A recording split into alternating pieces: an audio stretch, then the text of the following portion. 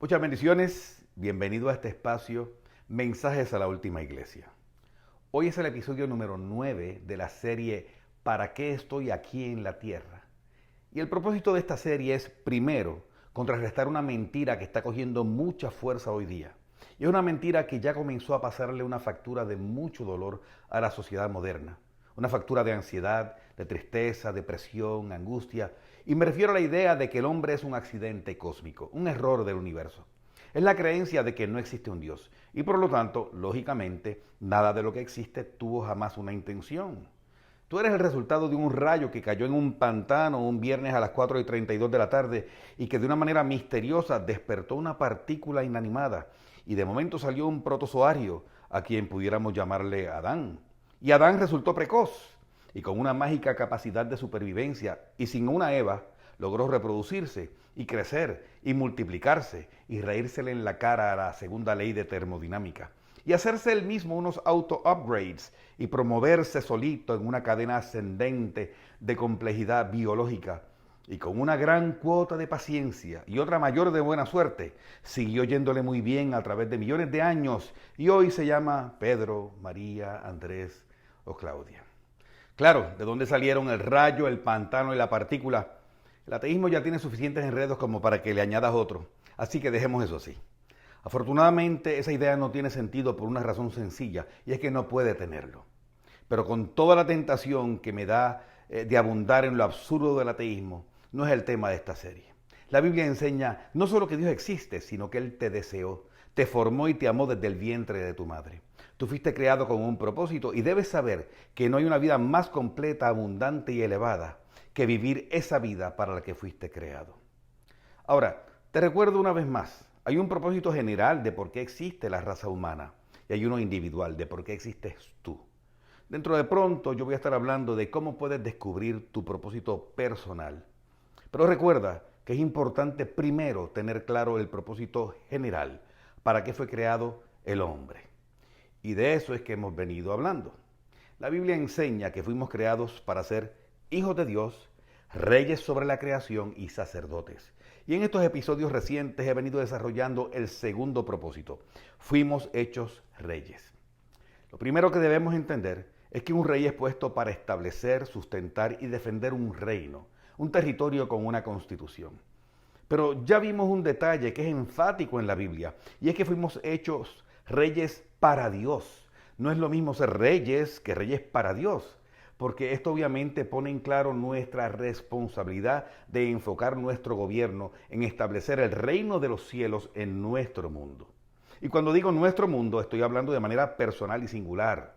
Cada uno de nosotros está llamado a establecer el reino de Dios en su reino particular, en la jurisdicción que se le entregó.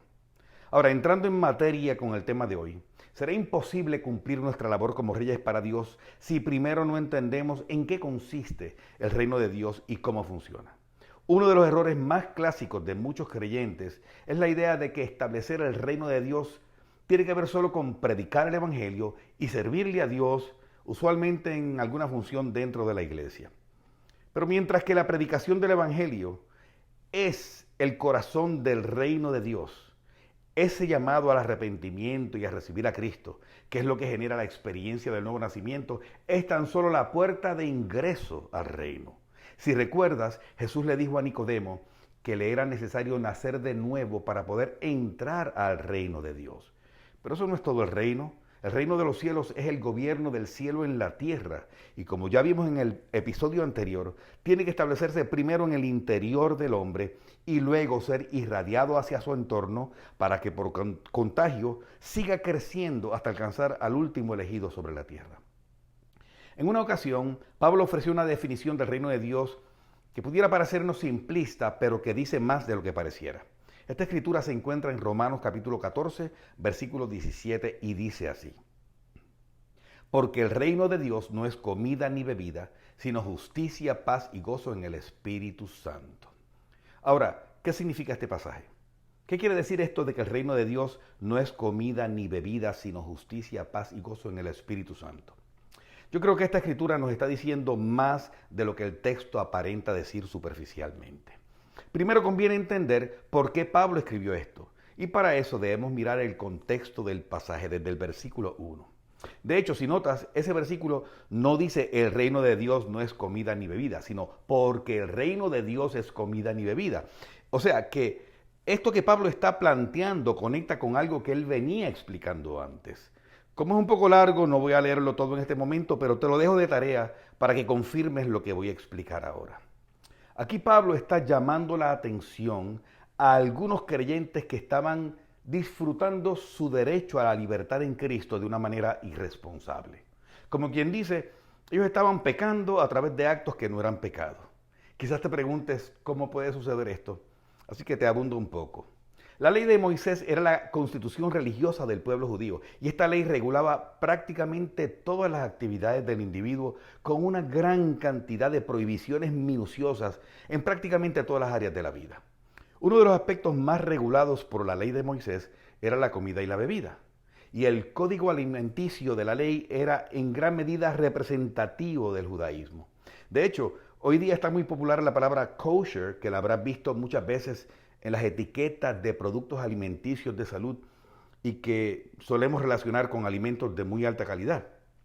Cuando en una etiqueta aparece esta palabra kosher, lo que significa es que ese producto cumple con las condiciones establecidas por los judíos en el libro de Levítico.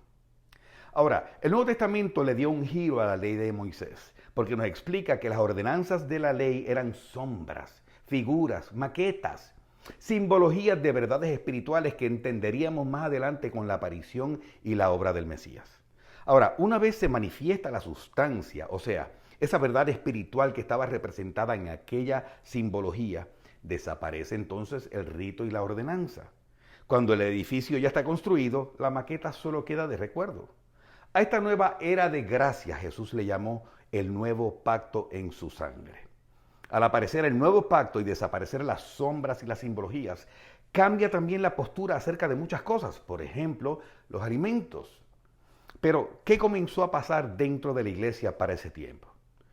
Lo que hemos visto a través de la historia en todas las esferas de la actividad humana, resistencia al cambio. Aún estando bajo la gracia y bajo los parámetros de un nuevo y mejor pacto, muchos cristianos seguían aferrados a sus tradiciones y juzgaban a los hermanos en la fe que las violaban, especialmente en el tema de la comida. Pablo se refería a estos cristianos, los que continuaban aferrados a la ley de Moisés, como hermanos débiles, porque él consideraba una debilidad no entender los términos del nuevo pacto y ofenderse cuando veían cristianos comiendo cosas que estaban prohibidas por la ley, pero que ya no lo estaban bajo el pacto de la gracia. Pero, ¿qué sucedió? Que parece que los supuestos hermanos fuertes, los que entendían que eran libres en Cristo para comer todo tipo de alimentos, exhibían su libertad delante de todo el mundo, incluyendo delante de los hermanos débiles, quizás en una actitud de malas, allá ellos que son débiles y no entienden el nuevo pacto. Pues resulta que esto que leímos en Romanos 14 es una confrontación de Pablo, un regaño, pero no dirigido a los hermanos débiles, sino a los supuestos fuertes, porque juzgaban a los débiles y no estaban siendo compasivos en el trato con ellos. Porque al ejercer las libertades a las que tenían derecho por causa del nuevo pacto, estaban pasando por alto el daño y la ofensa que estaban causando en el corazón de otros creyentes que estaban todavía en el proceso de transición de comprender las implicaciones de la obra de Cristo. O sea, estos supuestos hermanos fuertes en la fe se estaban amando más a ellos mismos que a los demás. Quiero que leamos otra vez este pasaje, pero esta vez desde 2 versículos antes, desde el 15, donde empieza Pablo a dejar entender el significado de esta escritura. Mira cómo dice Romanos 14, del 15 al 17. Pero si por causa de la comida tu hermano es contristado, ya no andas conforme al amor. No hagas que por la comida tuya se pierda aquel por quien Cristo murió. No sea pues vituperado vuestro bien, porque el reino de Dios no es comida ni bebida, sino justicia, paz y gozo en el Espíritu Santo. Pablo, queriendo definir lo que es el reino de Dios, primero definió lo que no era. Y en esencia dijo que el reino de Dios no tiene que ver con el cumplimiento de rudimentos y mandamientos que tenían la intención de mostrarnos a través de símbolos la verdadera sustancia del reino de los cielos, que es en esencia justicia, paz y gozo en el Espíritu Santo. Otra interpretación que muchos le han dado a este pasaje y yo concurro con ella, es que decir que el reino de Dios no consiste en comida ni bebida, sino en justicia, paz y gozo en el Espíritu, es una manera de decir que este reino no mira lo que mira el mundo, lo que está delante de nuestros ojos o la satisfacción egoísta de nuestras necesidades como la comida y la bebida, sino cosas que tienen que ver con valores del Espíritu y con la agenda de Dios, como lo son la justicia, la paz y el gozo. Y esto necesitamos entenderlo, porque los seres humanos solemos prestar más atención a nuestras necesidades externas que a las internas. Y Pablo está seguramente queriendo ayudarnos a enfocar el lente de nuestra conciencia en esta realidad fundamental, porque después de todo, somos nosotros, los reyes para Dios, los encargados de establecer este reino. Ahora, una reflexión obligada de esta escritura tendría que ser, si los creyentes decimos que ya ingresamos y que hemos sido testigos del reino de Dios a través de la fe en Cristo, ¿hemos sido también testigos de la justicia, la paz y el gozo en nuestra propia vida? Digo, si Pablo definió el reino de Dios con base en estos tres valores, ¿no significará que estos deben estar presentes y visibles en la vida de todo aquel que se haga llamar hijo de Dios? Si somos honestos, tendremos que reconocer con tristeza que no siempre vemos este fruto en nosotros o en la iglesia. Y hoy quiero hablarte de por qué es esto y de cuál es precisamente la responsabilidad de un rey para Dios en función de estos tres valores. Algo que ya hemos aprendido es que lo primero en que somos constituidos por medio de Cristo es en hijos de Dios. Y esto establece nuestra identidad, quiénes somos. Pero también vimos que además de nuestro propósito existencial, ser hijos de Dios, hay también un propósito vivencial, ser reyes en la tierra. ¿Y qué diferencia entonces hay entre ser un hijo de Dios y un rey para Dios? Un hijo de Dios es simplemente un pecador arrepentido, alguien que nació y vivió por un tiempo ausente de la vida de Dios, quizás con religión, como en la mayoría de los casos, y que en un momento de su vida se arrepintió de sus pecados y recibió a Cristo como su Salvador. Por otro lado, un rey para Dios es un hijo de Dios maduro, alguien que además de ser salvo, también ha aprendido la vida del reino, la ha establecido en su interior y la reproduce en su entorno. Alguien que sabe lo que es la justicia, la paz y el gozo en el Espíritu Santo. No justicia, paz y gozo según el mundo, sino según el Espíritu, según Dios. Los hijos de Dios quieren justicia, paz y gozo en sus vidas. Los reyes para Dios son agentes de justicia, paz y gozo en las vidas de otros. No es lo mismo recibir justicia que ser justo. Tener paz que ser un agente de paz. Vivir en gozo que ser un transmisor del gozo eterno de Dios. Ahora, un punto interesante es que cuando Pablo define el reino de Dios a través de estos tres conceptos, justicia, paz y gozo, él no está solamente enumerando tres elementos del reino. En este pasaje, Pablo está también revelando la cronología necesaria de estos valores para que puedan existir. En otras palabras, estas tres virtudes tienen que darse en ese orden. Primero justicia, luego paz y luego gozo, porque cada una de ellas es consecuencia de la anterior. Y esto representa un desafío terrible, porque lo que todo ser humano hoy día está buscando desesperada y desenfrenadamente es la felicidad, que no es sino otra interpretación del gozo. Pero resulta que esta necesidad del alma llamada gozo está al final de la cadena alimenticia, no al principio. El gozo o la felicidad, si le quieres llamar, es tan solo el resultado de otros elementos que tienen que precederla y que no tienen que ver con la cantidad de dinero o el éxito o el reconocimiento que alcances. Lo primero que debemos entender es que el gozo, la felicidad, la alegría son el fruto de la paz. Mira lo que dice Esther 9:22. Los judíos tuvieron paz de sus enemigos y de tristeza se les cambió en alegría y de luto en día bueno, días de banquete y de gozo. Nota lo que dice esta escritura. Fue el nuevo estado de paz que comenzó a vivir el pueblo lo que transformó su tristeza y su luto en alegría y gozo. Así como es imposible que haya vida sin agua o combustión sin oxígeno, es imposible una vida de gozo sin paz, porque la paz es la semilla que produce la verdadera felicidad. Y quizás alguien dirá, entonces buscaré la paz para ser feliz. Y mi respuesta sería, vas bien, solo debes saber que la paz también es un fruto, el efecto de la siembra de otra semilla llamada justicia. Mira lo que dice Isaías 32:17. Y el efecto de la justicia será paz, y la labor de la justicia reposo y seguridad para siempre. El hombre de hoy desgasta su vida buscando paz y gozo para su alma, sin entender que el gozo es fruto de la paz y la paz es el resultado de la justicia.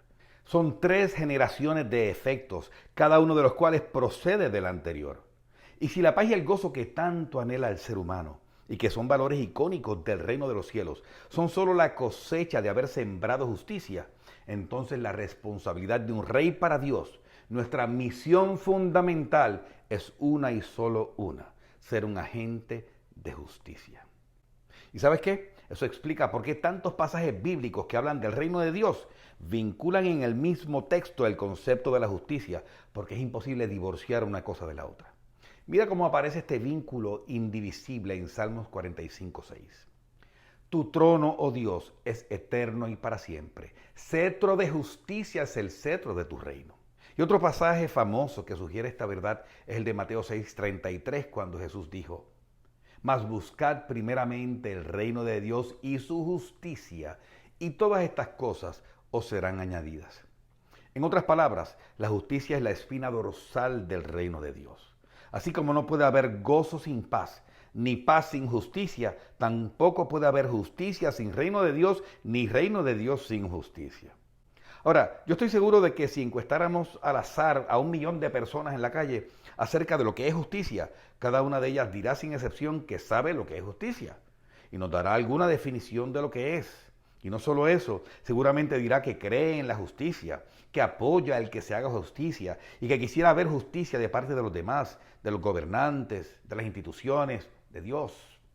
Sin embargo, posiblemente también dirá que tristemente nunca ha visto verdadera justicia en nuestro mundo. Entonces, si como ya dije, nuestra misión fundamental como reyes en la tierra es la de ser agentes de justicia en este mundo, quiero entonces usar el resto de esta enseñanza para ver qué nos enseña la Biblia sobre la perspectiva de Dios en este tema. Miremos primero cómo el mundo define el concepto de justicia. El Diccionario Académico Ilustrado dice que justicia es virtud que inclina a dar a cada uno lo que le pertenece y atributo de Dios por el cual arregla todas las cosas en número, peso y medida. Nota que cuando hablamos de justicia, el hombre inmediatamente exige 2 cosas. Primero, un sistema de medición y cuantificación. Para poder saber si en un caso particular se hizo justicia, necesito primero saber no solo si hubo el premio o castigo merecido, sino cuánto de eso hubo. Segundo, para poder aplicar justicia, el ser humano usualmente busca un referente, un punto de comparación. De modo que a mí me puede parecer muy justa, por ejemplo, una compensación que me han dado por X razón. Y por lo tanto me siento muy feliz. Hasta que me entero de que a otro lo compensaron más generosamente por exactamente lo mismo. En ese momento, lo que antes me había parecido justo, ahora le llamo injusticia. Una realidad innegable es que cuando observamos nuestro mundo, lo menos que vemos es justicia. Al pobre se le hace más difícil hacer dinero que al rico, porque el dinero produce dinero, pero eso no parece ser justo. Resulta que cuando un rico y famoso va a un restaurante, no le cobran, cuando ese es quien tiene mayor capacidad para pagar. Eso no es justo. ¿O cuántas veces hemos visto cómo le dan la nueva posición de gerente a alguien que no está cualificado, pero está conectado o emparentado con el jefe? Eso no es justo. Desde la década de los 80, miles de esposas fieles han muerto de SIDA porque fueron contagiadas por sus maridos infieles. Eso no es justo. Muchos bebés inocentes nacen enfermos por las adicciones o las vidas licenciosas de sus mamás, y eso no es justo. Y muchos miles más ni siquiera nacen, solo porque a sus mamás les pareció que ellos eran una inconveniencia. Definitivamente injusto. Tristemente, muchas relaciones son destrozadas por injusticias cometidas por unos contra otros. El trato desigual entre miembros del mismo núcleo familiar, la repartición injusta de una herencia, la traición de un empresario contra su socio, quien era también su amigo, la infidelidad de un cónyuge contra su pareja, quien había aportado años de dedicación y fidelidad a la relación. Y en medio de este escenario, el hombre típico clama por justicia delante de Dios o delante de las autoridades humanas cuando alguien le agrede o le ofende o le injuria o cuando es víctima de decisiones ajenas. Pero hay una realidad lamentable. No podemos esperar justicia de la vida o del mundo por una simple razón que menciona el apóstol Juan en 1 de Juan 5:19, que dice así: sabemos que somos de Dios y el mundo entero está bajo el maligno. Si el mundo está bajo el maligno, y este pasaje se refiere al príncipe de este mundo, a Satanás, es muy ingenuo pretender justicia de parte del padre de la injusticia. Claro, pero cabe pensar, yo entiendo que hay injusticia en el mundo, pero ¿qué de la iglesia? ¿Será que la iglesia de Cristo es un baluarte infalible de la justicia divina? Si la iglesia es, como algunos la han llamado, la embajada del reino de los cielos, ¿debemos entonces esperar la justicia divina en medio de ella? La triste respuesta es no exactamente. En la práctica, casi todo creyente ha podido observar que aún viviendo en el reino, no siempre ve justicia en su iglesia o en su propia experiencia cristiana. Los pastores a veces parecieran favorecer a unos miembros de la iglesia sobre otros. Algunos miembros sienten haber cumplido con fidelidad ciertos procesos internos de la iglesia con miras a servir en X ministerio, pero luego esas oportunidades son concedidas a otros que no han hecho el mismo esfuerzo. Además, ¿cuántas veces no hemos visto personas tibias en la fe, de bajo compromiso con las cosas de Dios y hasta de vida espiritual cuestionable, que parecieran ser más bendecidas por Dios que otros que llevan vidas consagradas y comprometidas? La pregunta obvia es, ¿por qué vemos lo que parecen ser injusticias en el contexto de la iglesia? ¿Esto es normal? ¿Se supone que sea así? ¿O estamos siendo testigos de una disfunción peligrosa dentro de la embajada celestial? La respuesta es un poco de ambas cosas. Y voy a darte dos razones de por qué ocurre esto. Primero, porque la iglesia es un ente perfecto constituido por seres imperfectos. Tristemente estamos todavía ocupando estos estuches llamados cuerpos y sujetos a una carne que nos mete goles.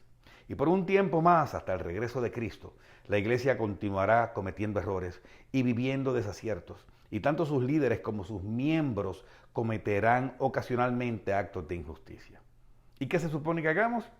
Pues ir a la caja de herramientas, lo que nos da la Biblia, para restaurar estas fallas, buscarnos, confrontarnos con amor y respeto, abrir nuestro corazón, cada uno escuchar al otro con humildad, reconciliar diferencias, perdonarnos y cuando aplique, restituir el daño causado.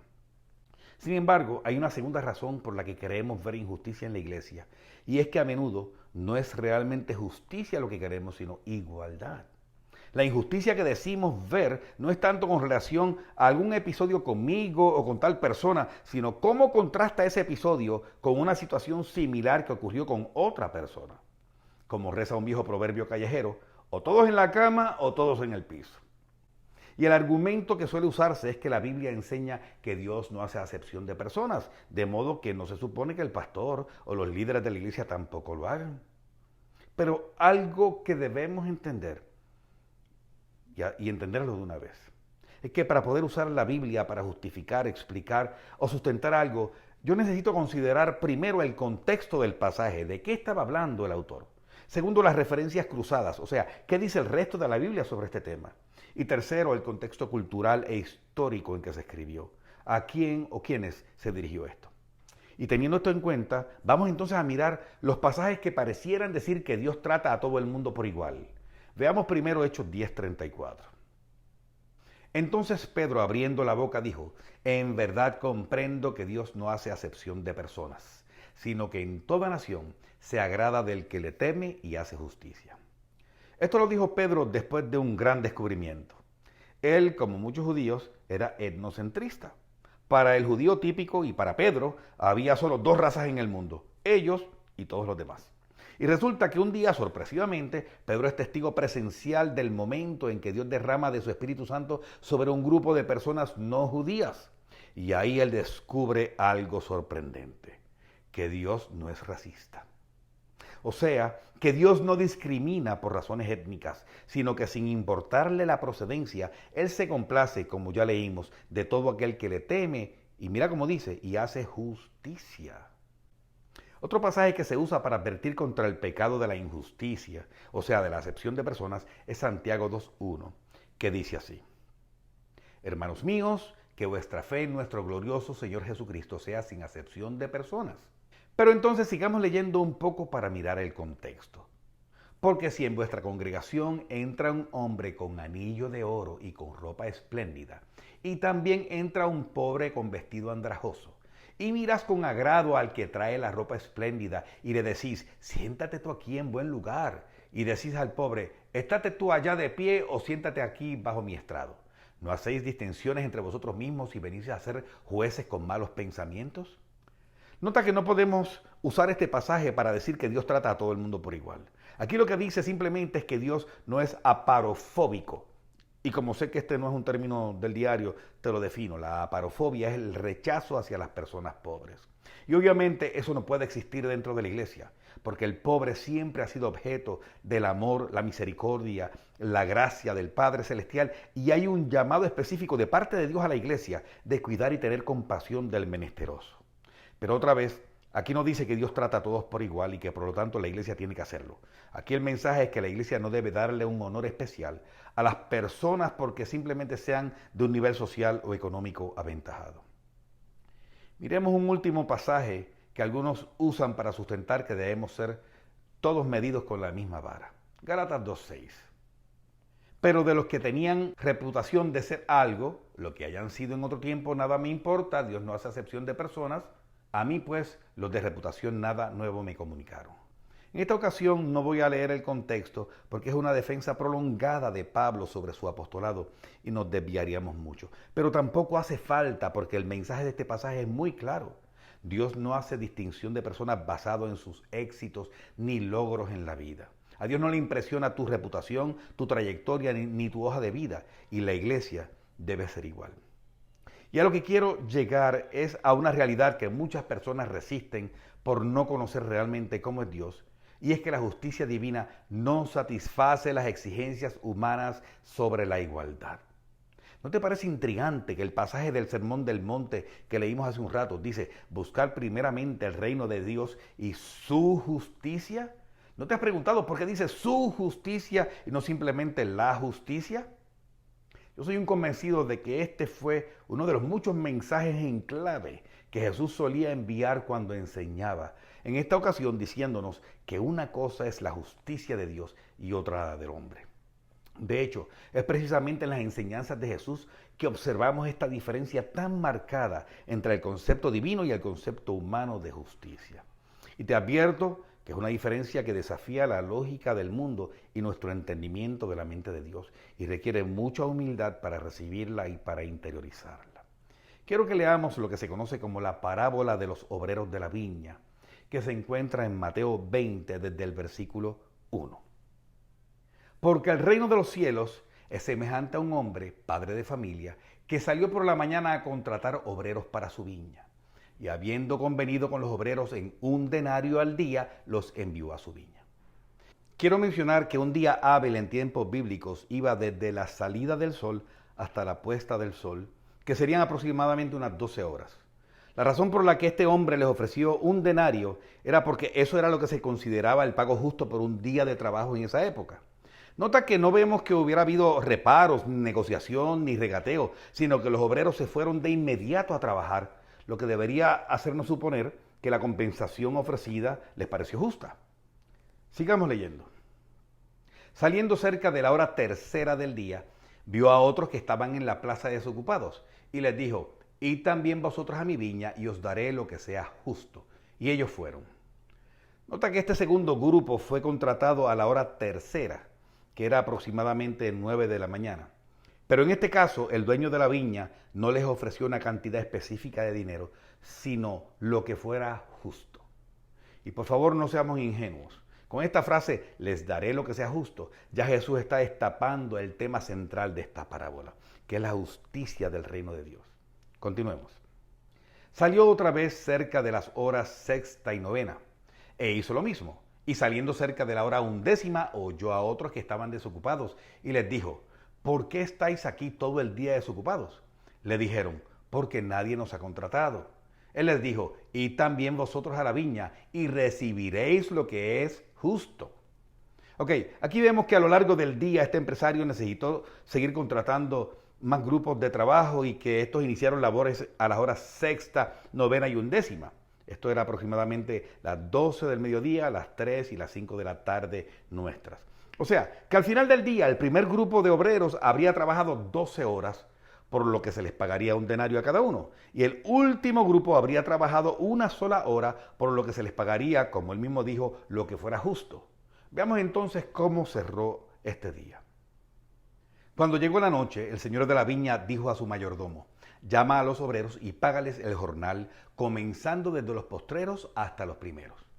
Y al venir los que habían ido cerca de la hora 11, recibieron cada uno un denario. Ok, detengámonos aquí un momento. El pago comenzó con los que habían trabajado solo una hora y ellos recibieron un denario cada uno. ¿Qué crees que pensaron en ese momento los demás, especialmente los que habían trabajado 12 horas? Honestamente, yo creo que se le afilaron los dientes. Yo creo que pensaron: habíamos entendido que este hombre nos había ofrecido un denario por día, pero él paga un denario la hora. Yo creo que ellos estaban en shock. Yo creo que estaban ya celebrando que en un día habían hecho su quincena.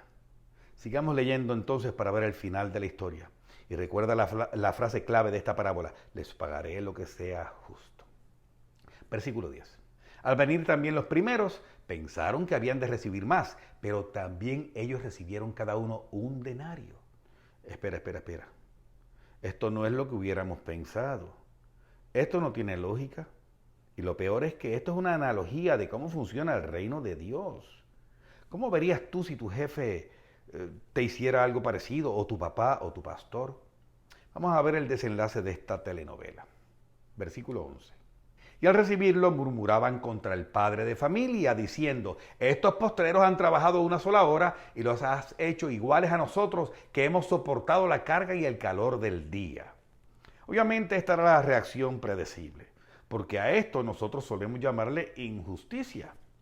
Pero yo te hago una pregunta. ¿Tú crees que el 100% de estos obreros estaban indignados y ofendidos con esta injusticia tan espantosa? Por supuesto que no. Los que trabajaron una hora y aún los que trabajaron solo 3 o 6 horas estaban celebrando, felices de haber recibido un denario completo por una fracción de día. Yo te voy a decir más. Si hubieran invertido a estos personajes, a los protagonistas de este drama, de modo que los primeros obreros hubieran sido los que trabajaron una hora y que los últimos obreros hubieran trabajado 12, se hubiera invertido la historia. Los que originalmente protestaron ahora estarían celebrando, y los que antes estaban felices ahora estarían indignados por semejante injusticia de este empleador tan opresor y avaro. En otras palabras, que la justicia humana es subjetiva, condicional y honestamente hipócrita. El ser humano promedio se convierte en vocero contra la injusticia solo cuando esta injusticia le afecta. Te indignas y protestas cuando se te cuelan en una fila en la que llevas esperando 2 horas. Pero si en cambio acabas de llegar y te encuentras a un amigo en la parte delantera de la fila que te llama y te hace pasar delante de él, eso no es injusticia, eso es bendición de Dios, ¿cierto? Veamos cómo termina esta historia. Él respondiendo dijo a uno de ellos: amigo, no te hago agravio, no conviniste conmigo en un denario. Toma lo que es tuyo y vete, pero quiero dar a este postero como a ti. ¿No me es lícito hacer lo que quiero con lo mío? ¿O tienes tú envidia porque yo soy bueno? Este cierre, a mi parecer, es espectacular y tiene por lo menos 3 lecciones. La primera es que esa fuerza que nos hace reaccionar contra la injusticia, esa indignación, esa rabia, es en realidad egoísmo camuflado de celo por justicia. La segunda lección es que la justicia, según Dios, está basada en la bondad. Y la bondad siempre mata la contabilidad y la meritocracia. Cuando nosotros fuimos hechos hijos de Dios, recibimos una cuota de gracia sin medida, una salvación para la que no trabajamos ni merecíamos, pero una vez aceptamos nuestra responsabilidad como reyes para Dios, debemos comenzar a derramar esa abundancia de gracia inmerecida sobre las demás personas en todas las esferas de la vida, sobre todo cuando no la merecen. Es solo con esta mentalidad de justicia que seremos capaces de poner la otra mejilla, de caminar la milla extra, de bendecir a quienes nos maldicen, de saludar a aquel que no nos saluda y de auxiliar a nuestro enemigo con amor cuando esté pasando dificultad. Y la tercera lección la derivo de las palabras del dueño de la viña cuando cierra diciendo: ¿o tienes tu envidia porque yo soy bueno? Increíblemente, al creyente inmaduro le ofende la bondad de Dios. Este tipo de personas abunda en las iglesias y es ese cristiano juzgador, divisionista, criticón, murmurador, con mentalidad de víctima, que se ofende de todo y por todo. Un creyente maduro, un rey para Dios, se goza cuando su hermano es bendecido, sonríe cuando otros prosperan y celebra cuando alguien más es beneficiado, porque sabe que la bendición de su hermano es una manifestación de la justicia bondadosa de Dios. Y una pregunta final que deberíamos hacer es, ¿y este concepto de justicia no agrede el principio de la equidad? ¿Cómo concilia Dios estos dos valores? ¿Cómo puede Dios ser justo y a la vez equitativo? La respuesta es la siguiente.